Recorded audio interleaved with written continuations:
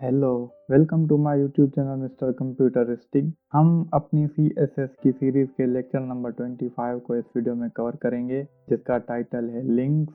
तो चलो चलते हैं इस वीडियो की टॉपिक की तरफ। हमने HTML में लिंक्स को क्रिएट करना देखा था। हमने वहाँ देखा था कि HTML की लिंक्स क्या होती हैं। हम लिंक्स के थ्रू मल्टीपल पेजेस पर जंप कर सकते हैं, मूव कर सकते हैं। यहाँ पर आप जिस भी डॉक्यूमेंट पर जंप करना चाहते हैं उसका आप पाथ पास कर देंगे। अगर इंटरनेट से आ रहा है तो आप ऐसे पास करेंगे, यहाँ पर लिखेंगे HTTPS फिर //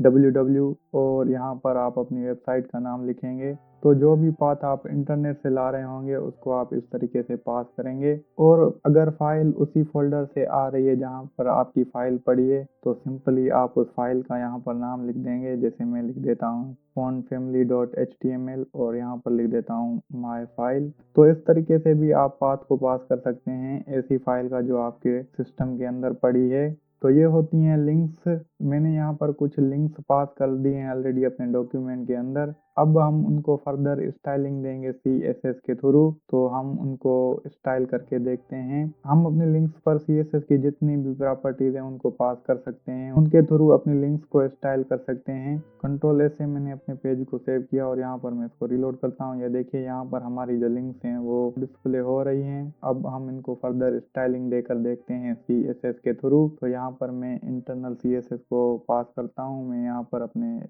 स्टाइल एलिमेंट को पास कर देता हूँ हेड एलिमेंट के अंदर और यहाँ पर मैं अपनी लिंक को टारगेट करता हूँ। मैं इनका टैग को यहाँ पर दे देता हूँ। मैं सबसे पहले आपको फ़ॉन्ट साइज देकर दिखाता हूँ। मैं जैसे पास कर देता हूँ 25 पिक्सल। कंट्रोल S से मैंने अपने पेज को सेव किया और यहाँ पर मैं इसको रिलोड करता हूँ। ये देखिए हमारे इनका टैग की जो फ़ॉन्ट साइज है वो 25 पिक्सल हो चुकी है, यहाँ पर आपको दिख रही होगी। तो इस तरीके से आप अपनी लिंक्स या इनका टैग की फ़ॉन्ट साइज को भी बढ़ा सकते हैं। मैं यहाँ पर आपको बैकग्राउंड कलर देकर दिखाता हूँ अपनी लिंक्स को। तो यहाँ पर मैं पास कर देता हूँ जैसे येलो। कंट्रोल S से मैंने अपने पेज को सेव किया और यहाँ पर मैं इसको रिलोड करता हूँ। ये देखिए हमारी लिंक्स के ऊपर बैकग्राउंड कलर आ चुका है येलो।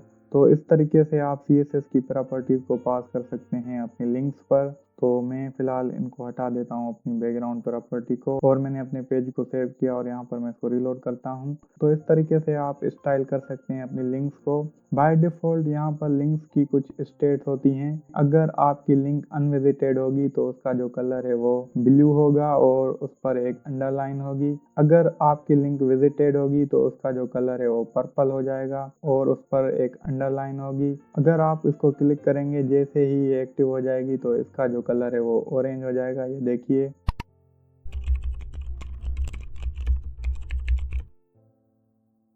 यहाँ पर ऑरेंज कलर इसका हो चुका है। तो अगर आपकी लिंक अनविजिटेड होगी उसका कलर होगा ब्लू, अगर विजिटेड होगी तो उसका कलर हो जाएगा पर्पल और यहाँ पर एक्टिव पर इसका जो कलर होता है वो होता है ऑरेंज। मैं यहाँ पर इस पर क्लिक कर देता हूँ। अब ये हमारी जो फाइल है वो विजिटेड हो चुकी है तो इसका जो कलर है वो पर्पल हो चुका है। हम इनकी स्टेट्स को चेंज भी कर सकते हैं CSS के थ्रू। तो आइए मैं आपको करके दिखाता हूँ अपनी CSS में। मैं यहाँ पर से इसको हटा देता हूँ। सबसे पहले यहाँ पर आपने लिखना है ए लिंक और देना है कलर और यहाँ पर हम अनविजिटेड में इसका कलर पास कर देते हैं जैसे रेड। और अगर आपकी लिंक विजिटेड है तो यहाँ पर मैं कलर पास कर देता हूँ जैसे ग्रीन। और यहाँ पर आपने लिखना है ए होवर। जैसे ही आप इसको होवर करेंगे तो मैं इसका कलर पास कर देता हूँ जैसे येलो। और अगर ये एक्टिव है तो मैं इसका कलर पास कर देता हूँ ब्लू।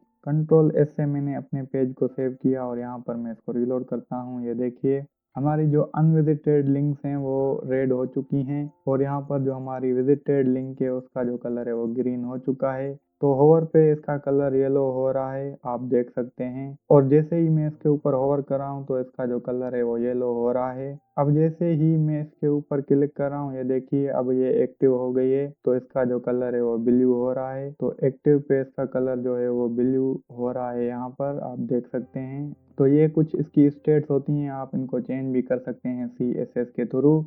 जैसे मैंने यहाँ पर अनविजिटेड पे इसका जो कलर है वो रेड कर दिया, विजिटेड पे इसका जो कलर है वो ग्रीन कर दिया और होवर पे इसका जो कलर है वो येलो कर दिया। और अगर एक्टिव है कोई इसके ऊपर क्लिक करेगा तो उस कंडीशन में जो इसका कलर है वो ब्लू हो जाएगा। अगर यहाँ पर आप फोकस करेंगे तो हमारी लिंक के नीचे यहाँ पर आपको एक अंडरलाइन डिस्प्ले हो रही होगी, यहाँ पर आप देख सकते हैं। तो हम इस अंडरलाइन को हटा भी सकते हैं CSS के थ्रू। तो यहाँ पर मैं प्रॉपर्टी पास कर देता हूँ टेक्स्ट डेकोरेशन और इसकी वैल्यू में मैं पास कर देता हूँ नन। तो यहाँ पर मैंने इसकी वैल्यू में पास कर दिया है नन। कंट्रोल S से मैंने अपने पेज को सेव किया। तो अब जैसे ही मैं अपने डॉक्यूमेंट को यहाँ पर रिलोड करूंगा तो इसकी जो टेक्स्ट डेकोरेशन लाइन है वो हट जाएगी। मैं इसको रिलोड करता हूँ, ये देखिए यहाँ पर इसकी जो अंडरलाइन थी वो हट चुकी है। हमने अपनी टेक्स्ट डेकोरेशन की वैल्यू में पास किया था नन, तो यहाँ पर से अंडरलाइन गायब हो चुकी है। तो इस तरीके से आप अंडरलाइन को हटा सकते हैं और फर्दर स्टाइलिंग भी दे सकते हैं CSS के थ्रू। आप अपनी लिंक्स पर CSS की प्रॉपर्टीज को पास कर सकते हैं, आप जो चाहें उस प्रॉपर्टी को पास कर सकते हैं। तो ये होती हैं हमारी लिंक्स और ऐसे हम उनको स्टाइल करते हैं।